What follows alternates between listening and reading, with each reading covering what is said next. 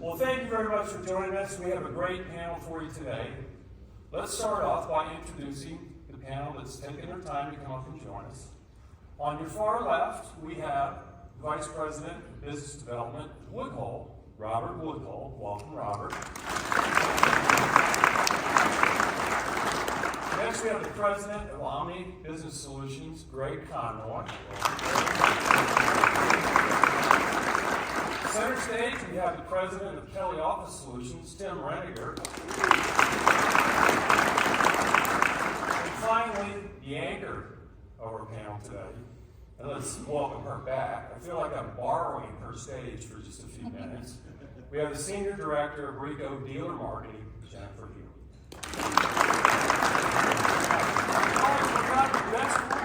Save the best for last. So, three of our panel members are your peers, just like you, dealer leaders looking to do anything they can do to drive their business. We have a special guest that has a little bit of a broader perspective, a higher view, a little bit higher level, and that is the President and CEO of Keypoint Intelligence, Anthony Skee.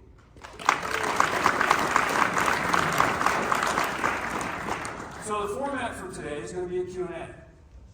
And I'm going to kick things off, get it jump-started, but we're going to need your help once we get through the first question. I'm going to ask each panel member a question. Listen to those replies. Listen to those responses. Formulate your own questions, because when I get to the end of the line, it's now on you to do the heavy lifting. So let's start with Jen.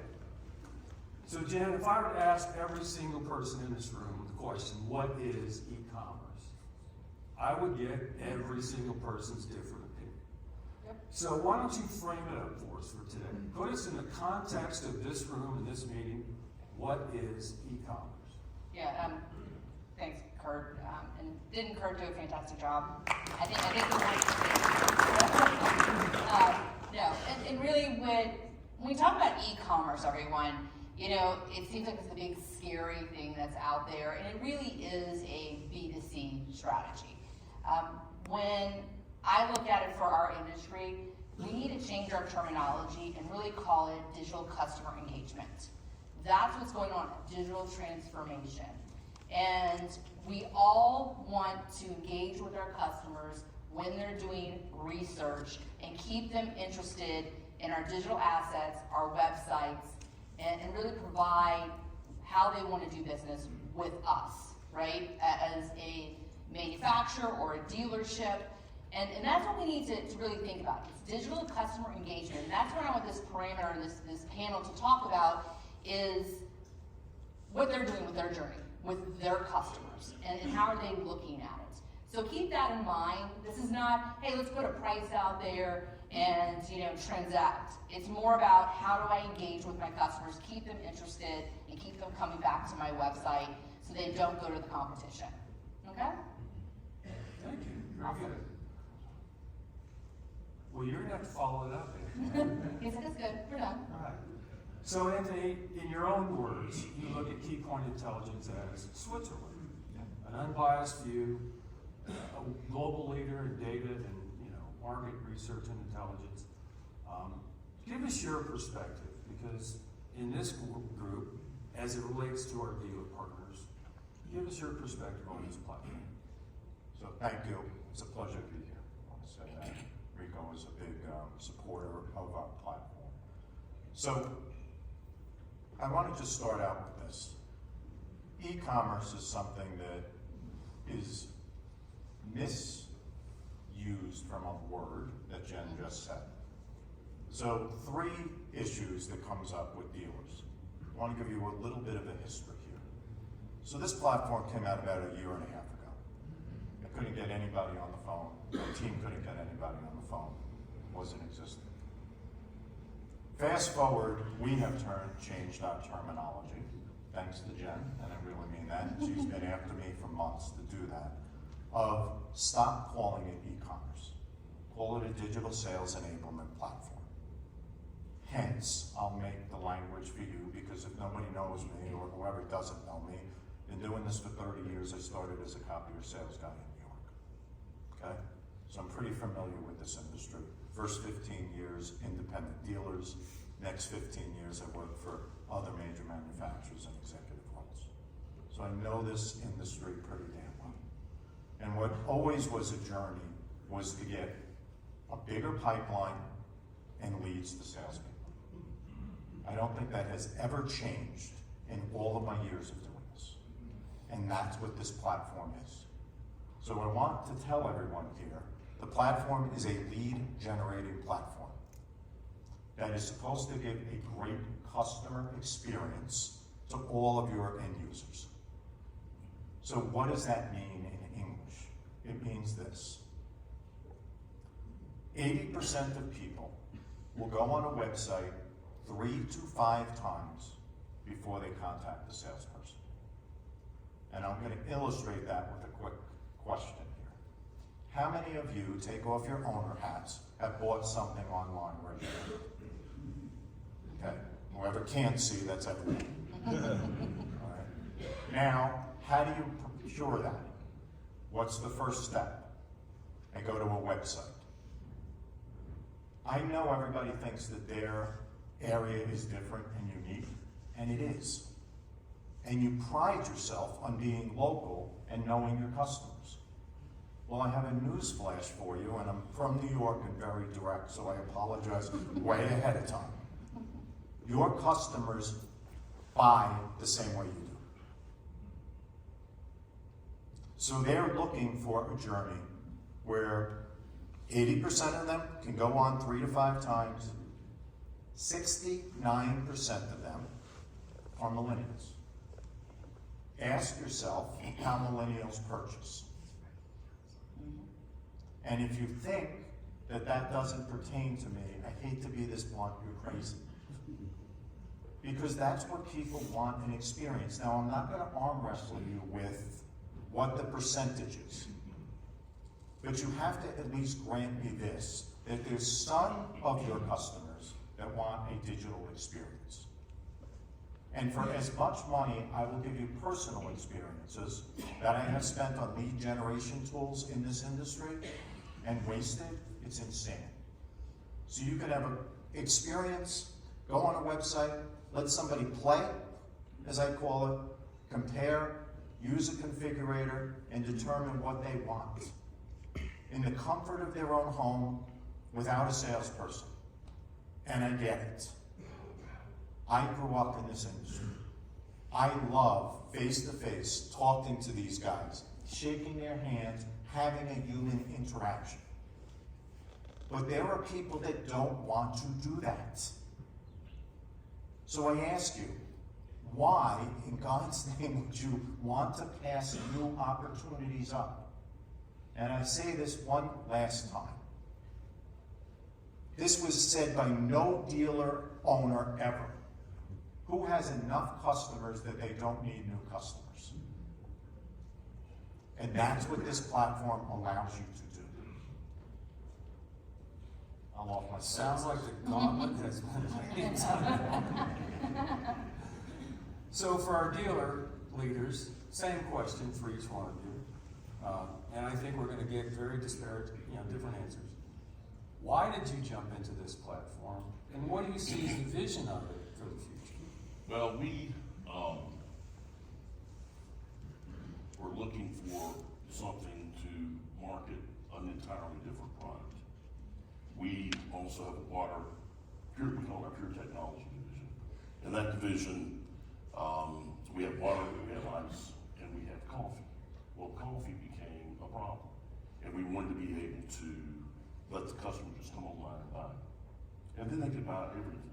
And we started looking at a variety of different things, and things just started building. And I thought, we can take this way further. We can do everything if we have the right platform. And so that became the issue. We needed to find a platform that would do what I envisioned it doing, which is allowing the customer to have a unique experience and a very transparent experience, and be able to see anything that we sell and have the option of building it out and have the option of seeing the price and going all the way down that path. Now, there are certain times when we want that to be a a lead, as Anthony said, a lead generation platform. And there are certain levels that we're probably gonna stay at that level. But eventually, I would like to get to the point you can build anything that we have completely out and see the price. It may be the MSRP, and then there'll be a Kelly price. So, we're not afraid to put that number out there. And the only platform, I'm gonna give him a little pitch here, that was ready to go was this one, was Anthony's. It already had all of the equipment that we sell built into it. So we didn't have to build anything out. The only thing we had to work on was our ancillary stuff, which is M&S, and I'm doing M&S on it too, and our water coffee ice. Okay. So, are we exactly where we need to be? No, we're learning. You know, internally we have our own problems that you gotta make things mesh and work to get this going. But, you know, we have got, and this is really important. When people come to our website, we do a lot of email blasts and email marketing. When people come to our website, the number one thing they're hitting is our M&S page. The second most hit button on my website is shop now. Really? And they're going to it and they're starting to look at everything we sell. And they want to see it without involving a salesperson. And we want it to be in such a way, and I'm going a little long here, I don't need to, but we want it to be where you're not going to, if any of you go to a website and the first thing they start asking, what's your name, what's your company, what do you Filling do? out the form. What do you do with that? All right, filling out. Jump out. Yep. All I want's a zip code. Just give me your zip code. That way I know if you're in my service area, and I can take care of you. Because we want to bundle service, we want everything to go along just like we already do.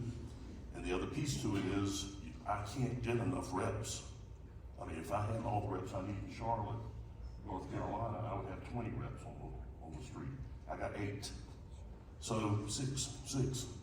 So, this allows me to reach people that I could not reach otherwise, without putting bodies on the street. Okay. Well, let's complete the pitch, the plug. What product is it you're using from Keypoint? I didn't hear your question. The name of the product is called Uverse. Okay. Uverse. Yeah. Uverse. Let's complete the plug. And thank you for the plug, right? So great. Why and what's your vision? I'm still not sure why, but all right. No. I honestly, we were at a Ricoh meeting and this topic came up, and I talked to Robert about it.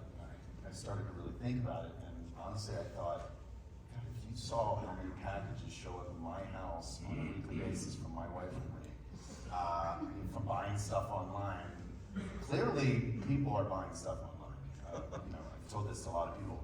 If you said 10 years ago you can regularly buy cars online from like basically a shopping cart and deliver them to your house, see that's never going to fly, but it happens all the time. So it's, in my opinion, it's coming. I wanted to be in early so that I could start to build a platform that we could plug different things into and make decisions. I mean, I'm a bit schizophrenic on how we're going to use it right now, but I will say Anthony and his team have been fantastic, helping guide us and give us ideas. You know, they're not telling us this is the way to do it. They're just saying, hey, think of these things. So I think their team has been fantastic, and we're learning a lot. And right now we've got it. We just stood up the platform about a month ago. It's just request a quote right now, but we're talking about how we're going to expand on that and how we're going to use it in the future. So I don't have a very clear vision of exactly what I want. I think Tim's a little bit more clear on how he wants to go about it, but I think it's going to be different for everybody. I just think that if we don't have something online where people can shop further down the process before getting a sales rep involved, I think we're missing the boat. Okay. All right, Robert, bring it home. I mean, the previous panel said all the right things. It's multifaceted. And I think I came to a conclusion where I said, who are we to tell customers how they purchase from us? It's a touch point, it's an engagement tool. There's some flexibility from consumer, prospect, customer. It could be an upgrade tool. If we go back to the kind of foundation of what sales is, it's a numbers game, especially early on in the career. So why would we be so afraid of a new touch point, of a new avenue to drive revenue? So all of us dealers that I've implemented so far have taken different approaches, different timelines, and have different philosophies towards it. So from a platform standpoint, it's completely customizable to your risk tolerance, right? And even from a point of prospects saying now's a better time for me to engage, it's a lot of touches, again, for that sales rep to circle around on all these people and understand their timelines. But now they can engage when they're ready, and then we just pick up at that point. At any point in time, someone can disengage and say, you know what, I thought I wanted to do this, no thank you, I would like to engage with a rep, right? So, again, as Greg states, I think this is the progression, this is the status of where things are going. We constantly have to think about how do we accomplish more with less. If it's less admin, less sales staff. We're gung-ho on it. We've been probably, from a quote capacity and configuration, we've been up probably 8+ months, and then now we're doing all back-end integration.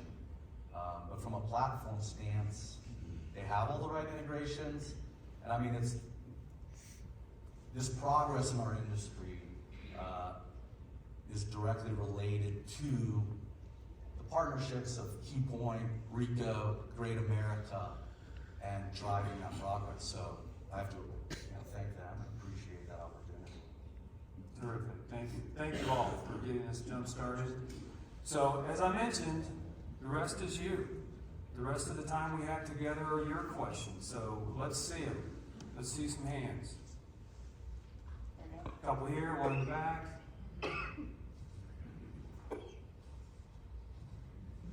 Thank you. Yeah, this question is for Anthony. Let's say I'm a dealer and I'm a little hesitant about putting pricing on my site. What would you say to that? So I'm going to expand it 1 second here, Art. Thank you. So we built a platform that's customizable. I want people to understand this, right? We spent $1 million on this platform, not because it became the hot thing to do. I want to say this. Jen's team has supported us from the get-go. It's under co-op, right? They get the vision of what this should be. So 3 things consistently come up with dealer owners. I will just say this to you. In the 1.5 years that we've really ramped this up, we have gone up to 15 people in our IT department with a 4-month waiting period. And the 3 things that I consistently hear in one way or the other are these 3 things. I don't want to piss off my salespeople. I don't want to hurt my margins. And this isn't for me in our company culture. So let's talk about that. So first, pricing. I don't care what you do with pricing. Put pricing on or don't. Guess what? It's customizable. It's your choice. We built this platform so it's not an out-of-the-box and you have to fit into it. Our solution fits into your thought process of what your approach should be. So that's number 1. Number 2, I think when you get into margins, pissing off salespeople, I'll say that one. This becomes, that's very professional from the president and CEO. You hear that, but you hear that from a New Yorker as a hello. So the reality here is this. This is a lead generating tool for the reps. How many times have we said to reps that we'll get you leads, try it, and fail miserably? This platform gets you leads. 3, company culture. It's not my culture.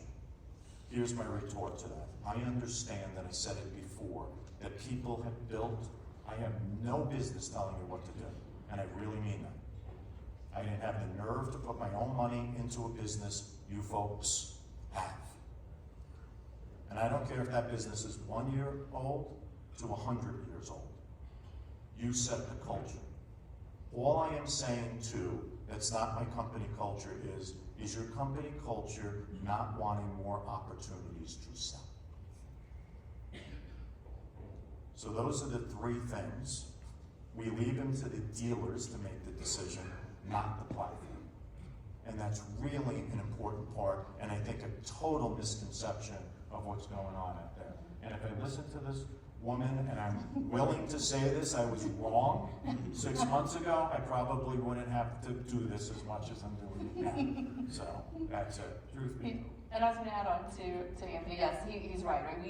We partnered over a year ago, and it was because I was hearing from all of you of, help us with marketing, and and we're listening to not only your customers but Ricoh's customers, and then really looking at what they wanted to achieve, and depending on who you hear, you see one of the signs out there in the expo.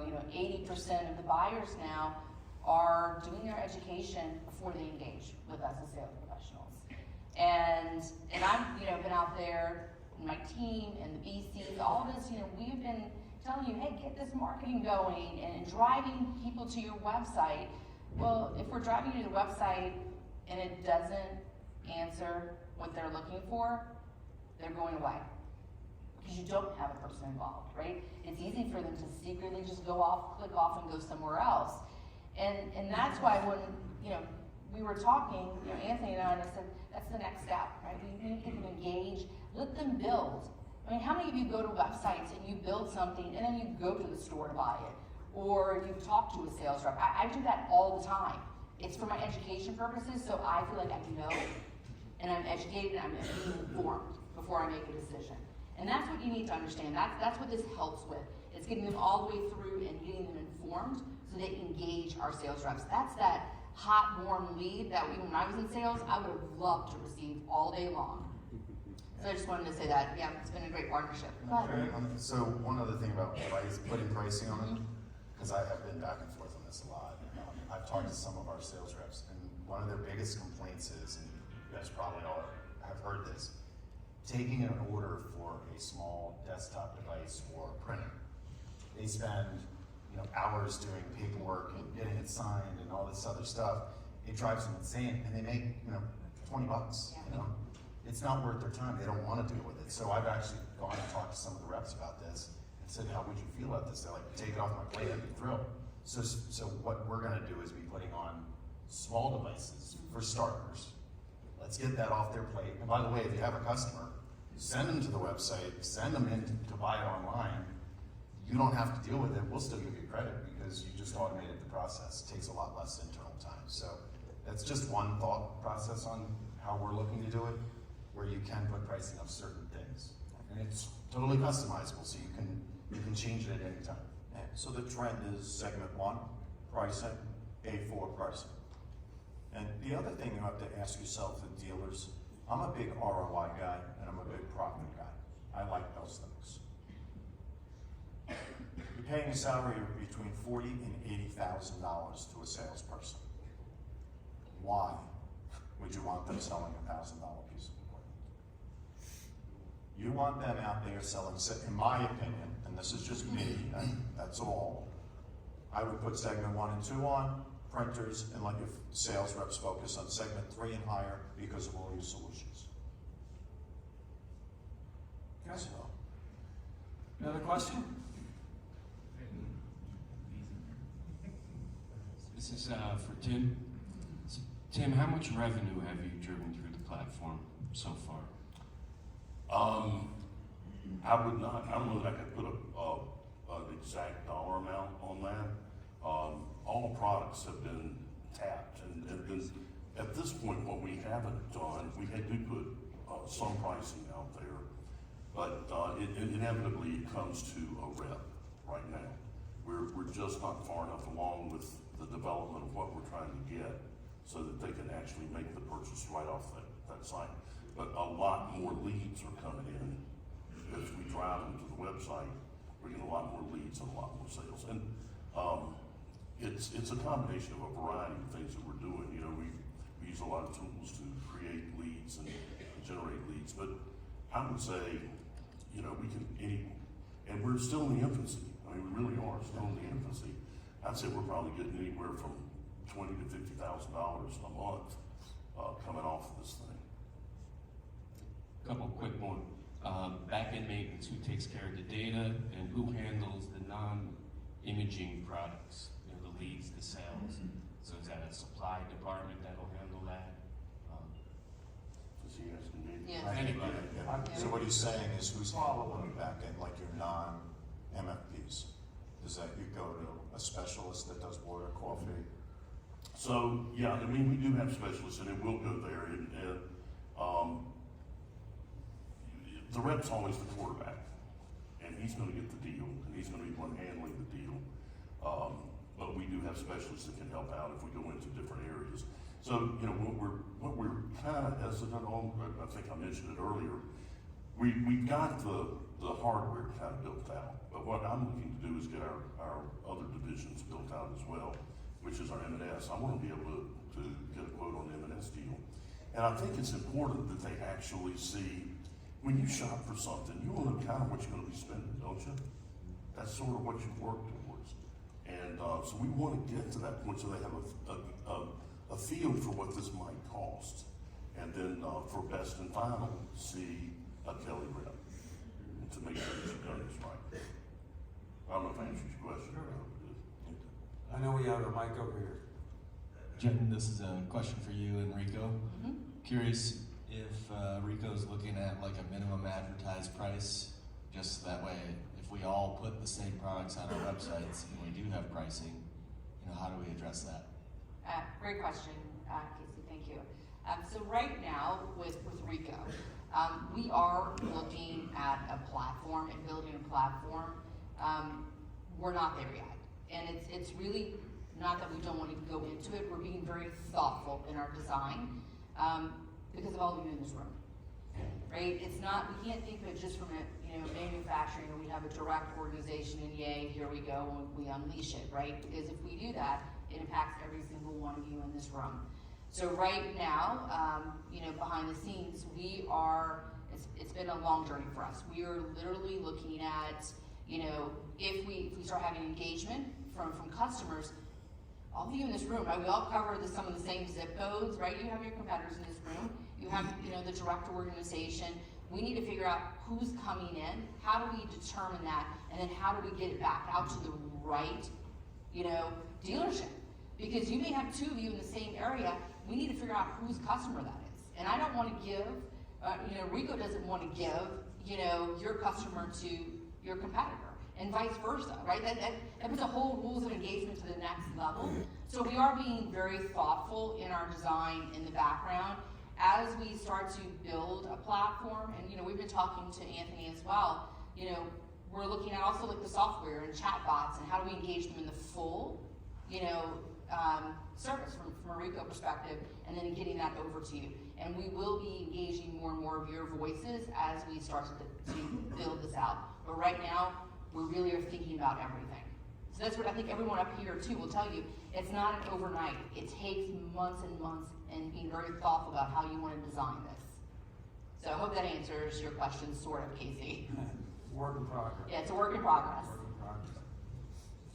Anyone else over here?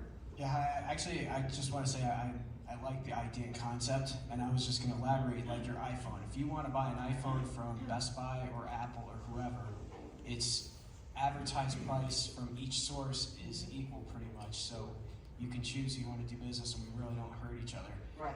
It's important because I see as a counter move, which could be a threat to us, is that groups like Orbitz and Expedia apply that to our industry and just put us against each other and say, here's 7 sources for that box, here's the cheapest guy in your zip code, you know, so that's a counter thing that when you develop the program, having that minimum advertised price kind of concept where we're all kind of on the same page, it accomplishes the goal of Buyer 3.0, letting them configure and price it, but we're really not killing each other. The goal is to make Ricoh available through the outlets that we need, and we all win.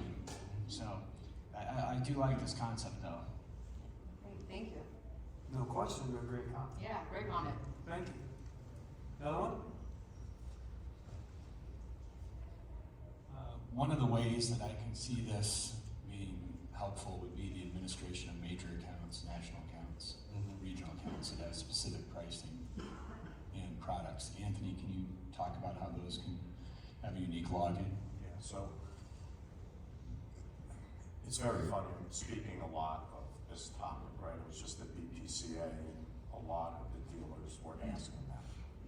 So I don't want to, I'll just take this. If you have whatever enterprise account you have, and they have set pricing, we set up individual customer portals. So think of this. I have somebody who has 1,000 machines, making something up, of course, right? We know what they pay for their segment 1, 2, 3, 4, 5. We know what they pay for their A4 machines. They can just go in, order what they want, right? And leave. And a majority of the major accounts' feedback from that, right, has been astronomical. I feel like I'm echoing here. So they love that experience for 2 reasons. Number one, they feel like they've elevated into a status that they belong in. It's a concierge service, for the lack of a better term, for them. And number 2, I know what I want, I just want to order it and leave. So that feedback, and you know, I don't go around promoting this, but here's a fact. We do business currently with our platforms with between 500 and 600 dealers, between DealIQ, Uverse, and QuoteIQ. It's more than any manufacturer. And we have our own dealer councils of existing customers and new customers for the reason of constantly getting feedback of how to make our platforms better. And that's an element that hasn't changed. If you only knew how many dealers we got input from and where this started to where it is, and whoever asked the question about the catalog, that was one that was asked 1,000,000 times from owners. Like, how do we give that customized experience? And then I'll tell you, I had a conversation with one of the dealers who said their major account rep was out for an extended period of time. And it was very hard to manage that account with that person. So I think you just have to take all of these things into consideration. And I've settled on this. You have to give your customers a great customer experience. That's what this is all about. Period, the end. And one last thing I want to say. You have to make sure that you have marketing. And I'm going to give you a personal experience from my company. Okay? We redesigned our website. Okay? We had no clue how many people came to it or not. All right? We had a good clue that it was approximately 1,500 to 2,000 when you took out DealIQ logins. So I'll just say we made it for 2024 and beyond. We changed the website. We are now up to 10,000 hits a month. And my company is a lot smaller than a majority of your companies. So I ask you a couple of things. Do you know how many hits you get? Then out of that question, do you know who they are or the company associated with? So we are on a journey now to find out who those people are. Because there's 3 companies that do it, one in AI, and I'm not going to bore you. But that is where we are. And here's the thing. You mentioned it, Kurt. I am Switzerland. I pose no threat to anyone in here. If you do not take advantage, because I see every major manufacturer, and I'm not bragging, but I talk to every CEO of every major manufacturer. If you do not take advantage of the marketing as a service of what this company has, you're missing a ton of opportunity. Because by far, it is amazing, it's outstanding, and it will help you considerably. Because the one thing we find that dealers struggle with marketing, not all of them, but it is a main concern that people don't know how to do. And now, Keith Levangi's here, my head of sales. I told him my mission is to take out of those 10,000, we found it's only 6,000 customers, unique customers. We found a way to identify 30 to 40%. Start doing the math and figure out how many leads that we can generate going through. And it's gotten us into things like robotics, 3D, finance, which we've never been in before, all new areas. So I'll shut up, I know I talk a lot, but I just want to do that. Another plug. Good job. Another hand, another question? Yes, I have one down here. I haven't heard it discussed yet, but how will this platform address software and services? It's one thing a customer's looking for speeds and feeds on an MFP. Who How was am I asking this using that question? MFP, and how can I talk about the software and services? Or is it, I just get the lead, they're looking for the equipment, and then I have to physically call them? So again, I said to you, you set this up any way you want.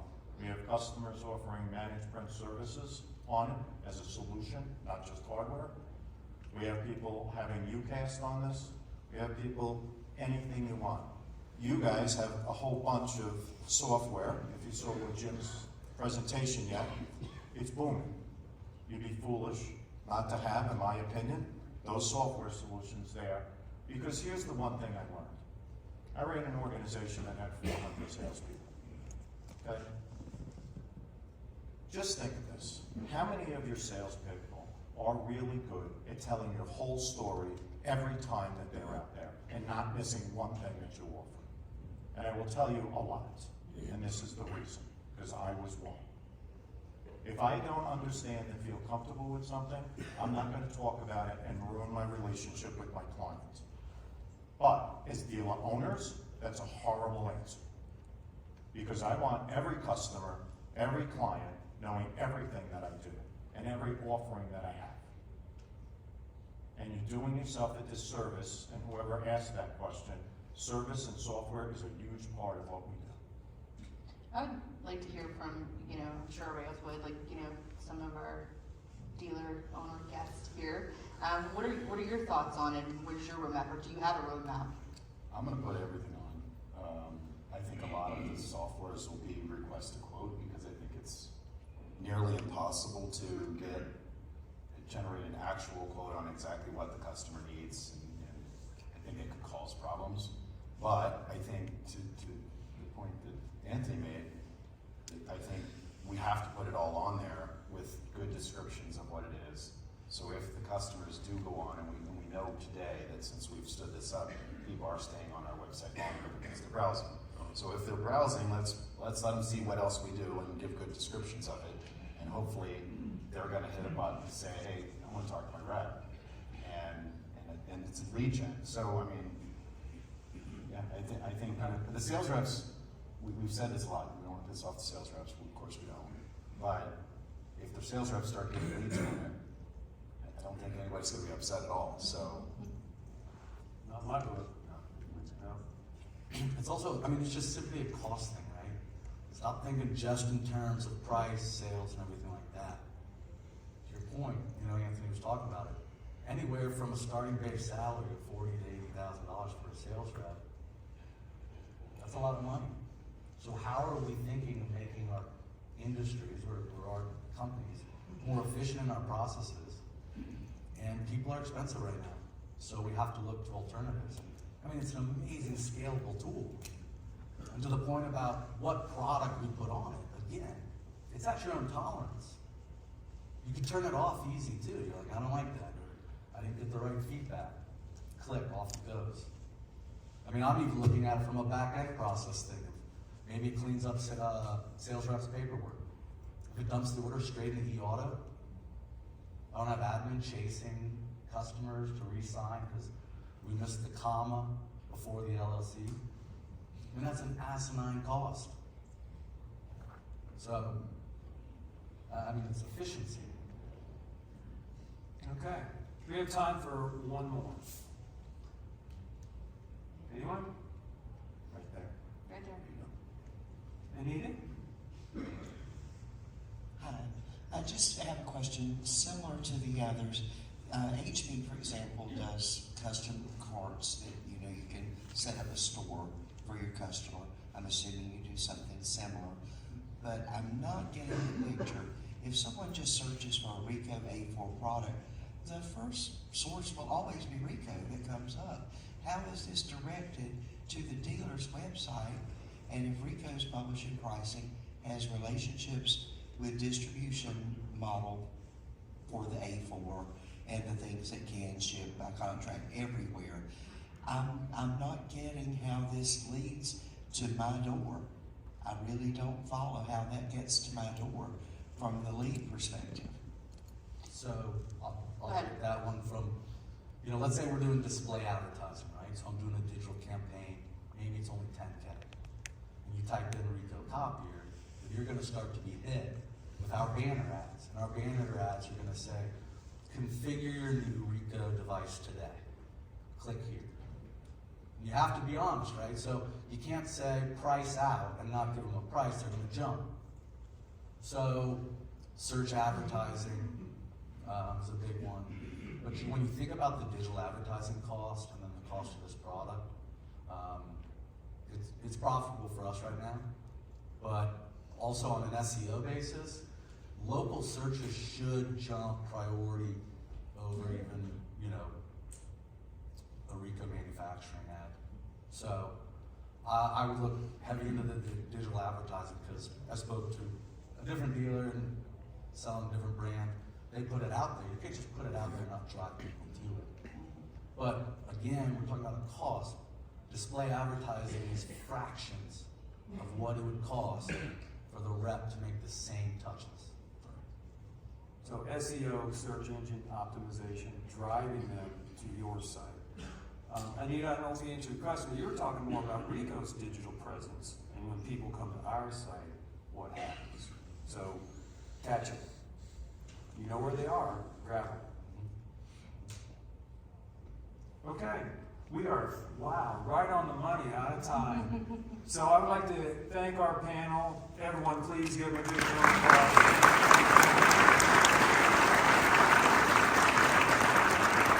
We are going to give Jen her stage back.